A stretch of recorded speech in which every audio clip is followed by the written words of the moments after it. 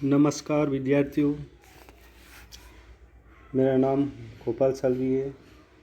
मैं राजकीय महाविद्यालय प्रतापगढ़ में समाजशास्त्र विषय में सहायक आचार्य हूँ।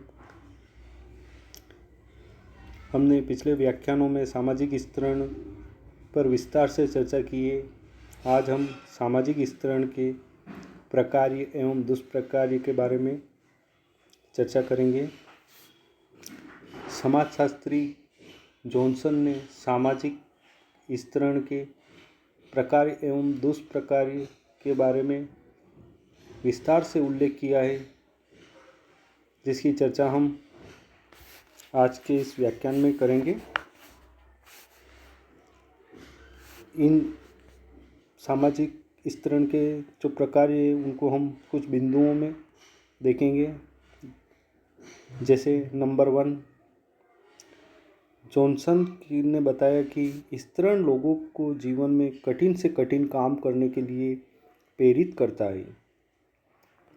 समाज में साधारण से साधारण व्यक्ति यही चाहता है कि वह समाज के ऊंचे स्तर पर पहुंचे, जिसके लिए उसे स्वाभाविक रूप से कठिन परिश्रम करना होता है।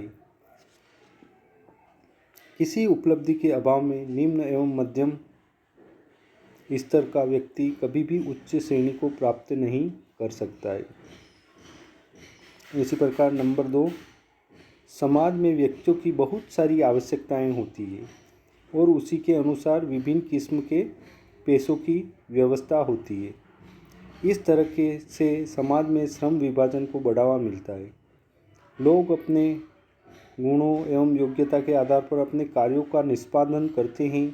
इस प्रकार स्तरण समाज में व्यक्ति की ज़रूरतों को पूरा करने में मदद करता है।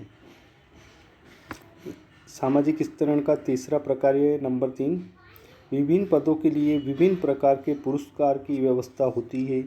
जो लोग बहुत अच्छा काम करते हैं, समाज उनकी प्रशंसा करता है एवं उन्हें ऊंचा से ऊंचा स्थान देकर अधिक से अधिक सम्मान देने की कोशिश करता है।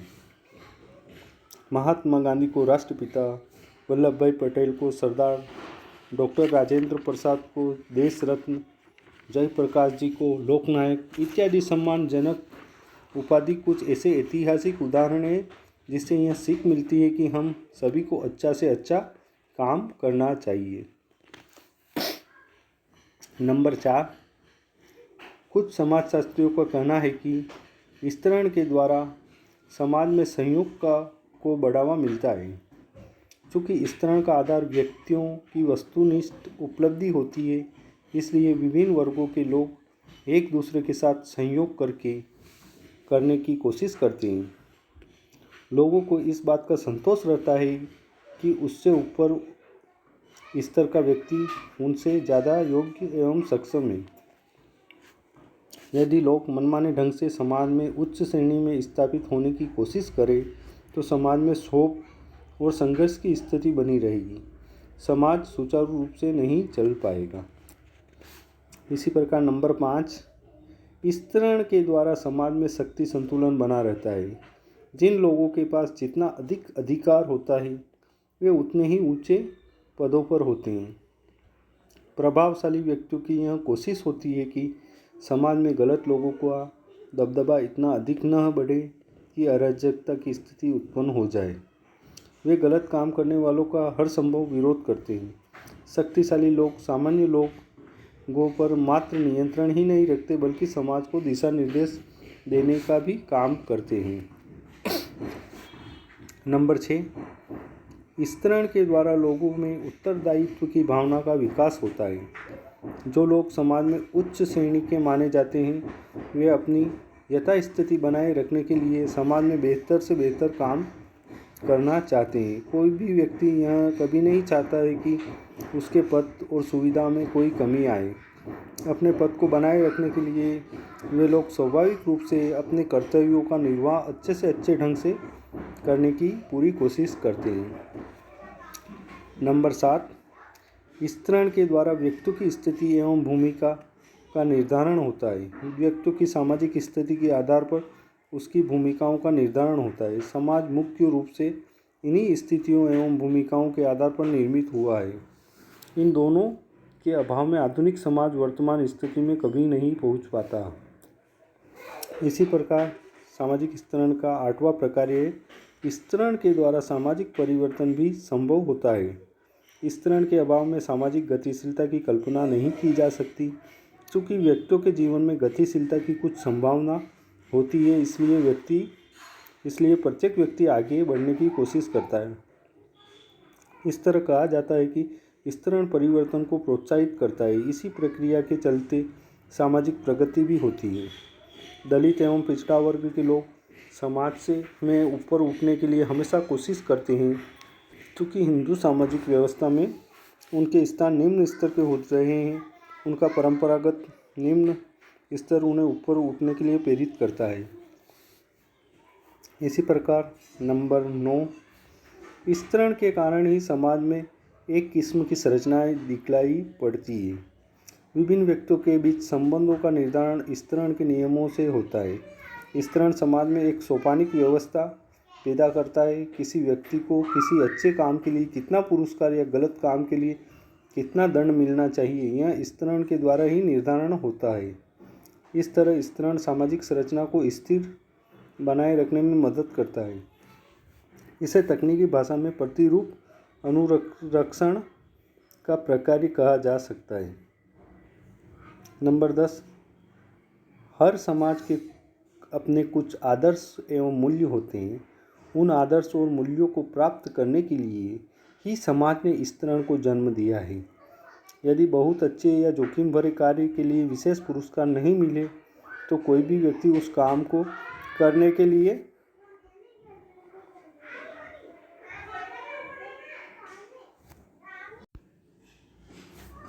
नंबर 10, हर समाज के अपने कुछ आदर्श एवं मूल्य होते हैं। उन आदर्शों और मूल्यों को प्राप्त करने के लिए ही समाज ने स्तरण को जन्म दिया। यदि बहुत अच्छे या जोखिम भरे कार्य के लिए विशेष पुरस्कार नहीं मिले तो कोई भी व्यक्ति उस काम को करने के लिए प्रेरित नहीं होगा। उसी तरह समाज विरोधी व्यक्तियों को सज़ा नहीं मिले तो वे हमेशा समाज में मूल्यों के विरोध में गलत कार्य करना चाहेंगे। इसी प्रकार स्तरण का 11वां देखते हैं हम। 11वां प्रकार है स्तरण के द्वारा समाज में प्रतिस्पर्धा और संघर्ष दोनों को बढ़ावा मिलता है। यहाँ दो ऐसी चीज़ें हैं जिसके अभाव में न तो व्यक्ति और न ही समाज विकसित हो सकता है।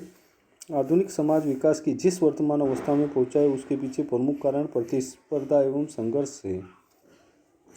इस प्रकार हमने सामाजिक स्तरण के प्रकारों पर चर्चा की है जो कि जॉनसन ने बताए थे। इसी प्रकार हम सामाजिक स्तरण के दुष्प्रकारों के ऊपर भी चर्चा करेंगे। सामाजिक स्तरण के दुष्प्रकार। नंबर 1, स्तरण के द्वारा समाज में निष्क्रियता की भावना को बढ़ावा मिलता है। जो लोग समाज के उच्च वर्ग में होते हैं वे आमतौर पर संतुष्ट हो जाते हैं, चूँकि उससे आगे जाने की बात नहीं होती है। उनके व्यक्तिगत गुणों में कमी आती है, उपलब्धियों के मुताबिक भूमिकाओं एवं गुणों में कमी आती है। इस तथ्य की पुष्टि पेरेटो ने सम्राट वर्ग के परिभ्रमण के सिद्धांत से भी की है। यदि उच्च श्रेणी के लोग निष्क्रिय नहीं हो तो उनके नीचे गिरने का भय नहीं होगा। इसी प्रकार स्तरण का जो दूसरा दुष्प्रकार है नंबर 2, स्तरण के द्वारा वर्ग समाज का विकास होता है। क्योंकि एक वर्ग में दूसरे वर्ग के प्रति पक्षपात की भावना होती है। चूँकि उच्च वर्ग एवं निम्न वर्ग के बीच का संबंध शोषण पर आधारित होता है, इसलिए स्तरण के द्वारा स्वाभाविक रूप से वर्ग संघर्ष को बढ़ावा मिलता है। चूँकि वर्ग के आधार पर समाज में संघर्ष होता है, इसलिए कार्ल मार्क्स स्तरण के विरोधी थे। मार्क्स के अनुसार शोषण मुक्त समाज के लिए स्तरण मुक्त समाज होना नितांत आवश्यक है। समाज चाहे वर्ग पर आधारित हो या जाति पर। समाज में ऊपर तबके के लोग नीचे तबके के लोगों का शोषण करते हैं। मार्क्स ने तो आर्थिक शोषण की बात कही है। जाति व्यवस्था के अंतर्गत निम्न जाति के लोगों का आर्थिक, सामाजिक, मनोवैज्ञानिक एवं सामाजिक शोषण भी होता रहा है। नंबर 3, स्तरण के द्वारा समाज में निराशा और असंतोष की भावना फैलती है। जो लोग निम्न श्रेणी के हैं वे यह मानते हैं कि मेहनत के आधार पर हमेशा आगे बढ़ना कठिन काम है। लोग यही मानकर जीना पसंद करते हैं कि मेरे भाग्य में जो लिखा था वही मिला। व्यक्ति इतना निराशावादी हो जाता है कि हाथ पर हाथ रखकर भाग्य के भरोसे बैठ जाता है। नंबर 4, स्तरण समानता का घोर विरोधी है। स्तरण का सिद्धांत यह कभी स्वीकार नहीं करता कि समाज में सभी लोग बराबर हो। स्तरण का सिद्धांत असमानता पर आधारित सिद्धांत है। डेविस एवं मोर ने अपने स्तरण के सिद्धांत के संदर्भ में यह प्रमाणित करने का प्रयास किया है कि इसका स्वरूप हमेशा प्रकार्यात्मक होता है। यह एक यथार्थ विरोधी सत्य है।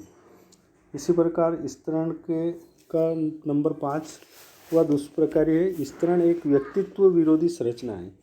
इसके कारण यदि कुछ लोग मेहनत या छल प्रपंच से समाज में ऊपर उठने में सफल होते हैं तो ठीक इसके विपरीत बहुतों को हतोत्साहित या जीवन भर निराशा की जिंदगी बितानी पड़ती है। निम्न वर्ग के बहुत लोगों के बीच हीनता का मुख्य कारण संभवतः यही है। इस प्रयास में बहुतों के व्यक्तित्व का विघटन भी होता है। खुले समाज में तो उतनी अधिक निराशा भले ही न हो, पर भारत जैसे बंद समाज में जहाँ स्तरण का मुख्य आधार जाति रहा है, पिछड़ों एवं दलितों के व्यक्तित्व के विकास में काफ़ी बाधा पहुँची है। यह सर्वविदित है कि जाति व्यवस्था ने लाखों करोड़ों पिछड़ों और दलितों का गला घोटने का काम किया है। अमेरिका जैसे खुले समाज में भी गैर गोरी दुनिया के लोगों के साथ अन्याय कोई कम नहीं होता। समाज में व्याप्त अन्याय के कारण बहुतों को चोरी डकैती विभिन्न प्रकार के आपराधिक कार्यों का सहारा लेना पड़ता है। कुछ लोग तो जीवन में इतना अधिक निराश हो जाते हैं कि वे पागल हो जाते हैं या फिर आत्महत्या कर लेते हैं। अंत में हम यहाँ यही कह सकते हैं कि स्तरण से जहाँ कुछ लोगों के जीवन में आशा के दीप जलते हैं, वहीं अधिकांश लोगों को निराशा और परेशानी का शिकार होना पड़ता है। समाज में उच्च और मध्यम वर्ग के लोगों के स्तरण की व्यवस्था लाभकारी तो है, पर निम्न श्रेणी के लोगों के लिए इनकी संख्या हर एक समाज में सबसे अधिक होती है। स्तरण की व्यवस्था निश्चित रूप से दुष्प्रक्रियात्मक ही साबित होती है। किंग्सले डेविस एवं विल्बर्ट मोन जैसे समाजशास्त्रियों ने स्तरण के प्रकार्यवादी सिद्धांत के माध्यम से स्तरण के दुष्प्रकार्यात्मक पहलू को छिपाने का कार्य किया है। असमानता पर आधारित सामाजिक व्यवस्था कभी भी शांतिमय एवं स्वस्थ नहीं रह सकती। वैसे समाज हमेशा संघर्ष और अशांति की स्थिति स्वाभाविक रूप से बनी रहती है। तो इस प्रकार हमने सामाजिक स्तरण के प्रकार एवं दुष्प्रकार्यों के बारे में चर्चा की है। धन्यवाद।